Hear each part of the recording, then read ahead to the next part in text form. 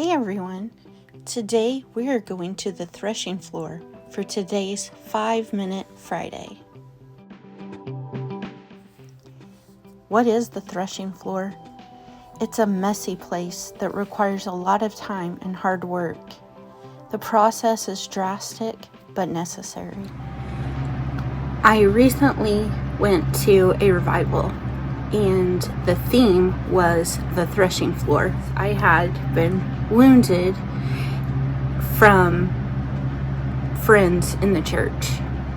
I was encouraged to use my gifts and the things that God has anointed me to do.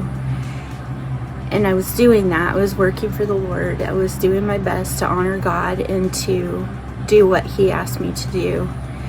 And I was wounded. Our whole family was hurt severely. We ended up leaving that church, and while I prayed for the people that hurt me, and I prayed blessings and favor and honor, and that they would know what they had done and that they could learn from that, and I did forgive them fully, it still hurt. The hurt didn't go away just because I chose to forgive.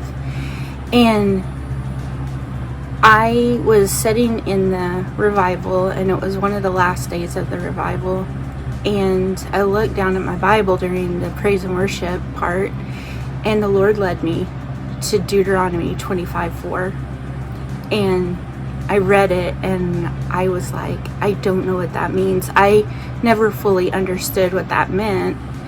So let's take a look at it right now. Deuteronomy 25:4. Thou shalt not muzzle the ox when he treadeth out the corn.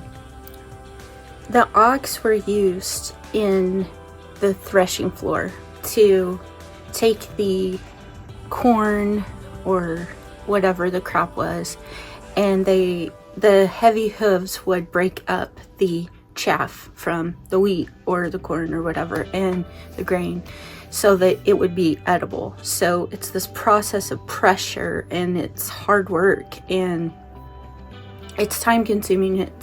They're usually on a circular device where they're, walking in a circle and treading this out. And while the animal is doing that, it smells the corn, it's hungry, wants to eat, it's working.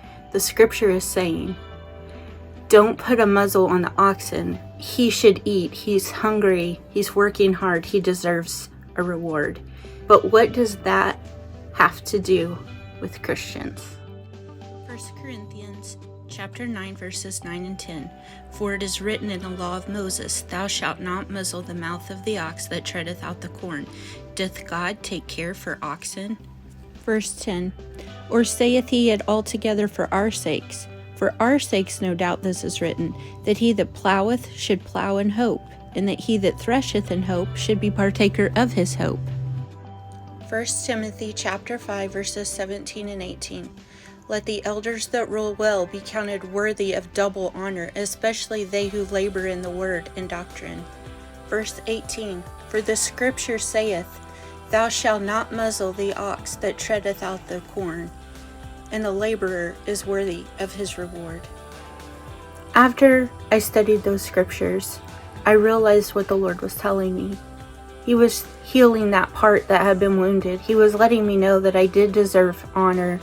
I did deserve respect and kindness because I was doing His work. If you have been hurt by the church, or anyone could have offended you, it could be family or friends, loved ones, it could be someone you work with, just remember that if you're doing the Lord's work, if you're trying to honor Him, if you're doing what He has called you to do, it doesn't matter what others do to you or against you, because God is for you and He loves you.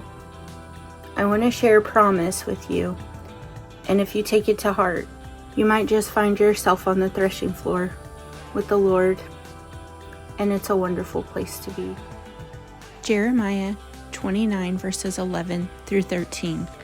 For I know the thoughts that I think towards you, saith the Lord, thoughts of peace and not of evil, to give you an expected end.